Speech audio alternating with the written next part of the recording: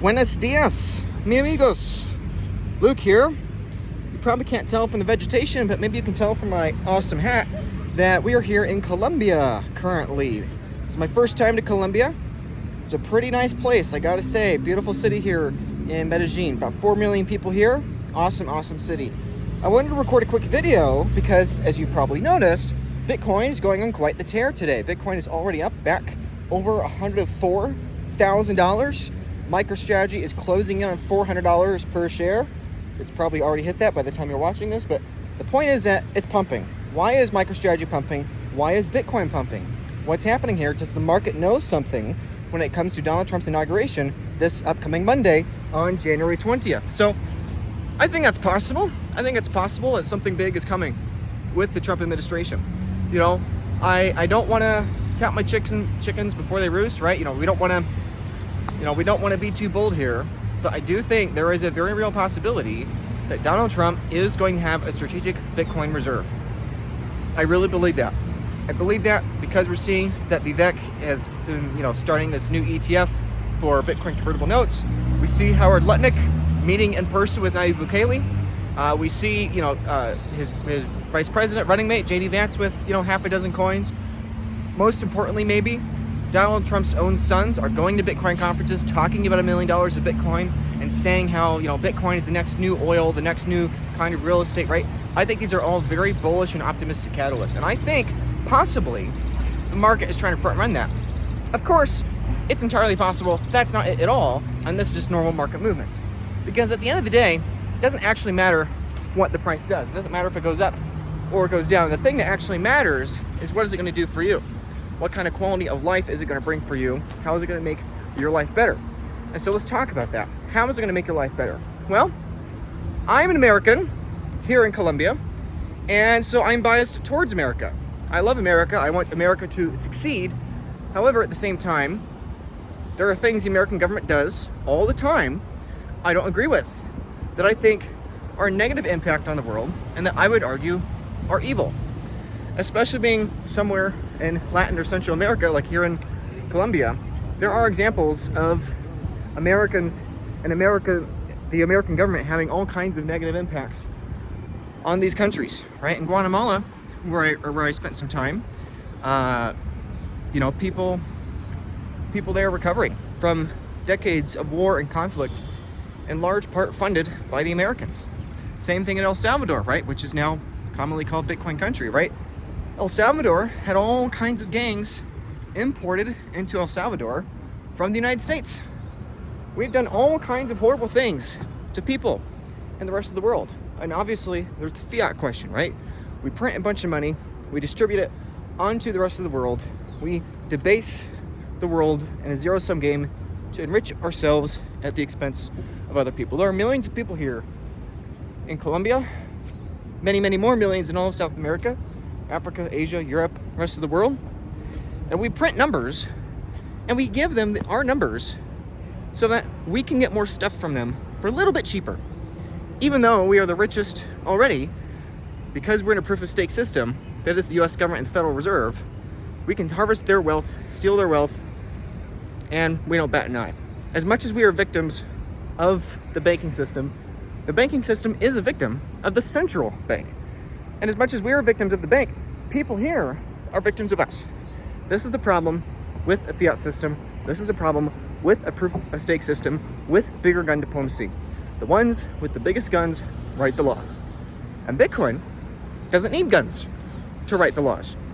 And so I think, getting back to this initial point, I think the really exciting thing is not that Bitcoin has just hit $104,000 and that we're coming up literally in mere days now, less than 100 hours from now, we're going to have Donald Trump in the Oval Office, right? Orange man probably being orange coin, supportive, right? I think the bigger deal is that we want the American government to adopt Bitcoin.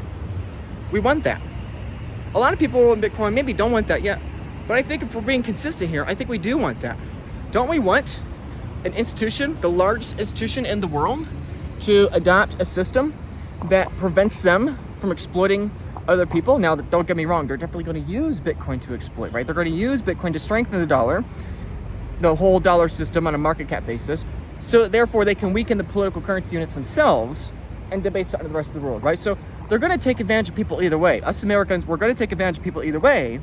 But the question is, are we going to do that in some form of violence with analog competition on an analog protocol of power and war and conflict? Or are we going to do it on a digital protocol, a digital communication system that is electric in nature? I would rather see the former world. I would rather see the American government create $5 trillion of credit out of thin air to buy Bitcoin than I would rather see them create $5 trillion out of thin air to develop more weapons of mass destruction, more guns, and more bullets. So the reality is that they're probably going to do both, but the goal is pursue the Bitcoin as much as possible to demonetize the guns as much as possible. So where are we going from here? Well, I think when people realize what I've just said over the last couple of minutes, that's when Bitcoin goes way beyond anything we can possibly comprehend yet. That's when Bitcoin goes to $5 million a coin, $8 million a coin, $22 million a coin, $50 million, $100 million a coin. That's when that happens. When people understand that World War III is going to be fought atop of Bitcoin, and it's not going to be a war of death and destruction of 100 million people, but it's going to be a war of pursuing who can acquire the most Bitcoins the fastest with the most free market competition, forcing prices down to the marginal cost of production. That's when Bitcoin truly skyrockets. And that is coming. And if you are so obsessed about the short-term price movements of Bitcoin, you're forgetting that point. You're missing the whole story. You're missing the whole picture here. You're focusing on the trees and missing the entire forest.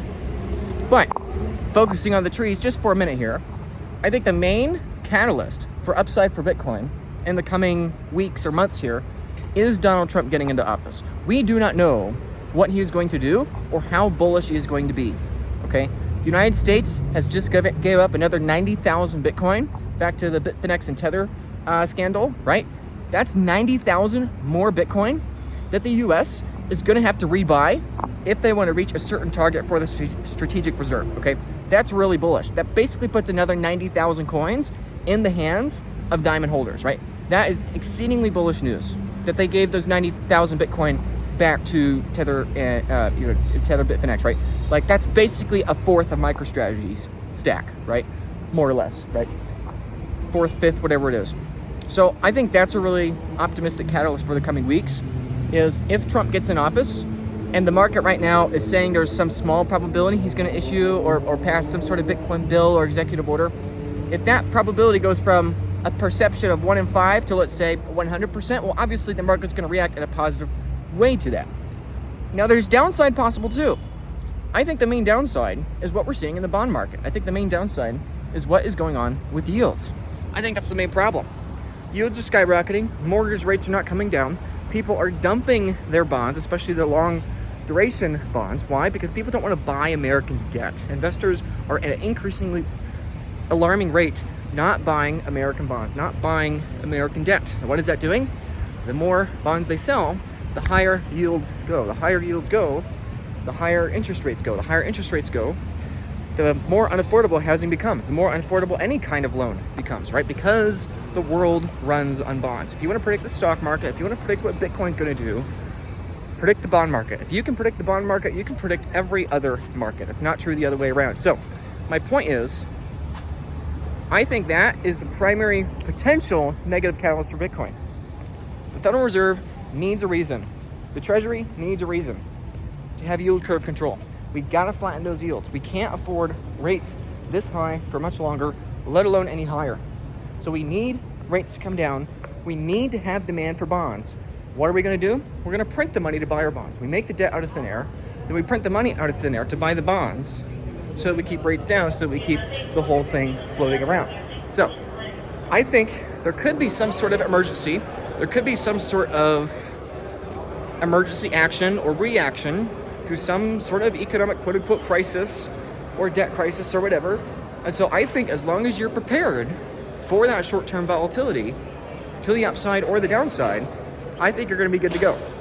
We could easily go back down to $80,000 of Bitcoin or lower if we have some sort of crisis like that where the Fed needs an excuse to print more money. And I'm not saying that because I think it will happen. I'm saying that because I think you need to be mentally prepared if that were to happen. A lot of you were not around in 2020 when Bitcoin fell 60% 48 hours because of the COVID and lockdown and stock market scares, right?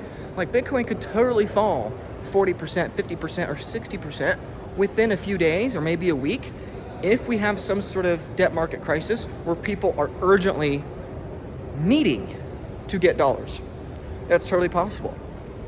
Where is the lowest it could go? I think the lowest it could go is the mid $40,000 level, because the 200 daily moving average, weekly moving average, has gone up now to $43,000.